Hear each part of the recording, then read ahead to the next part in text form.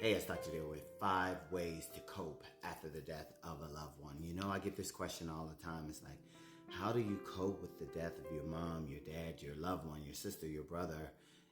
And there is no right answer. And so I'll just give you these 5. And that leads me to number 1, cry when you need to cry. You know, a lot of us try to hold our emotions in. We try to be that strong person all the time. But in this case, you're not going to be able to do that. You need to release those tears for that loved one. And that leads me to number 2. Be alone when you need to be alone. When you need to sit and process your thoughts and spend quality time with yourself, trying to understand what's happening with yourself, how this death of your loved one is impacting you. Do that. Sometimes too much chaos clouds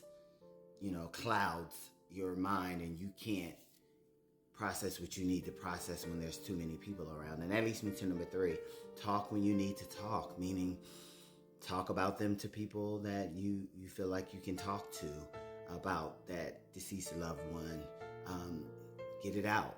And that leads me to number 4, be angry when you need to be angry. You know, sometimes you are angry at them for leaving you, or you are angry at the situation that happened that caused them to pass away. So feel that and process that. And that leads me to number 5. Do what it is you need to do that keeps you going, but it's safe, you know. And the reason why I say safe, I don't want you to abuse alcohol because you're grieving and that's the only way you feel like you can escape, and then that starts to impact your livelihood and your functioning, your day-to-day functioning, or just doing something that's going to impact your life, you know.